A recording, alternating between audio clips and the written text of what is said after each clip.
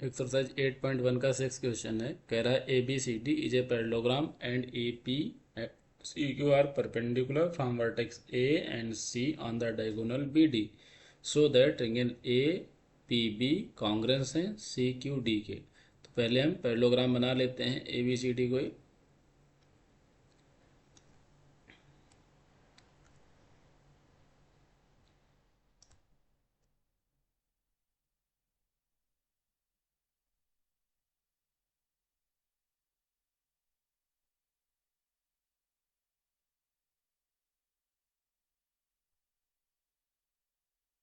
ए B C D ये parallelogram है और डायगोनल क्या कह रहा है, डायगोनल बी डी, डायगोनल ये हो गया बी डी और point P and Q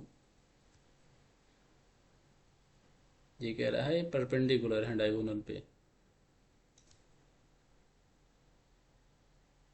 perpendicular है कि मतलब ये एंगल 90 डिग्री है और ये एंगल भी 90 डिग्री है। ठीक है, तो हमें प्रूव क्या करना है, प्रूव करना है triangle A P B, triangle A यानी ये हमारा पी है, ये क्या है, ये क्यू है। ठीक है, A P B and triangle C Q D क्या है, कॉन्ग्रेंस हैं। तो हम ले लेते हैं ट्रायंगल, पैरेललोग्राम है तो मेन चीज़ देखो, पैरेललोग्राम दिया हुआ तो ये हमको पता होना चाहिए कि ए बी आपका इक्वल है डी सी के और ए बी ये पैरेलल भी है डी सी के। सेकंड पॉइंट क्या दिया होगा इसका कि ए डी आपका पैरेलल होगा बी सी के और ए डी इक्वल भी होगा बी सी के। ये पैरेललोग्राम की मेन डेफिनेशन है, ये हमको इतना पता होना चाहिए अगर पैरेललोग्राम दिया हुआ है। तो हम ट्रायंगल ले लेते हैं, इन triangle A P B and triangle C Q D में क्या हमें दिया हुआ है कि ये एंगल देखो, ये ट्रायंगल हमें दिया हुआ है ए पी बी, एक ट्रायंगल की इसकी बात हो रही है, ये एक ट्रायंगल है, दूसरा ट्रायंगल किसकी बात हो रही है, सी क्यू एंड डी, ये ट्रायंगल। ठीक है, ये दोनों जो ट्रायंगल बन रहे हैं हमें ये प्रूव करना है कि ये कॉन्ग्रेंस है।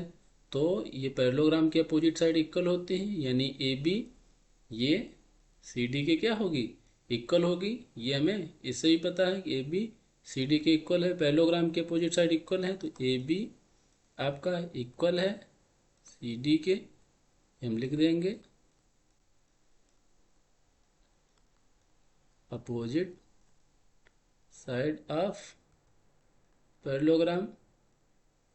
ठीक है, और ये एंगल हमको 90 डिग्री दिया हुआ है, यानी एंगल क्या एंगल दिया है, एंगल ए पी बी। ठीक है, angle A P B equal है किसके, एंगल सी क्यू डी के, एंगल सी क्यू डी के, रीजन बोथ 90 डिग्री,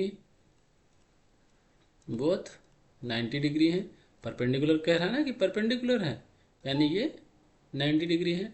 और हमें ये पता है कि ये क्या है, ए बी और सी डी क्या है, पैरेलल है, पैरेलल है, यानी कि ये एंगल और ये एंगल को इंटीरियर एंगल बना रहे हैं, को इंटीरियर एंगल है, तो ये भी क्या होंगे, एक दूसरे के इक्वल होंगे। अगर हम बोले एंगल सी डी बी ना बोल के सिंपल हम एंगल 1 नाम दे दें, इसको एंगल 2 नाम दे दें, तो हम सिंपल कह सकते हैं कि एंगल 1 इक्वल होगा एंगल 2 के। एंगल 1 और 2 नहीं बोलना चाहते हैं तो ऐसे लिखना चाहते हैं angle C D B, angle C D B equal होगा एंगल 2 क्या है, ए बी डी के,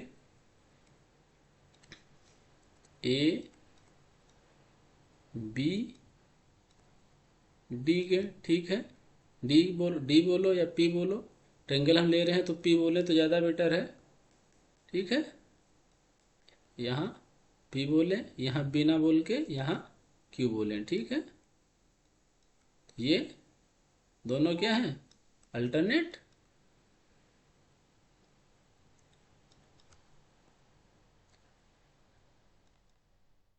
interior angle, alternate interior angle. किसी भी दो ट्रेंगल में दो एंगल इक्वल हैं, एक साइड इक्वल है, तो हम कह सकते हैं कि ट्रेंगल क्या होंगे, triangle A P B congruence होंगे ट्रेंगल सी क्यू डी के। किस रूल से, by angle angle side rule से, ठीक है। तो ये ट्रेंगल हमारे क्या हो गए, कॉन्ग्रेंस हो गए। ये हमें पहले यही प्रूव करना था।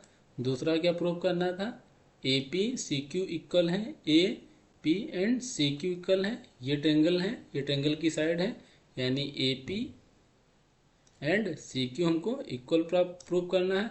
तो ये क्या है, करस्पॉन्डिंग साइड है, तो by C P C T corresponding part of congruence triangle.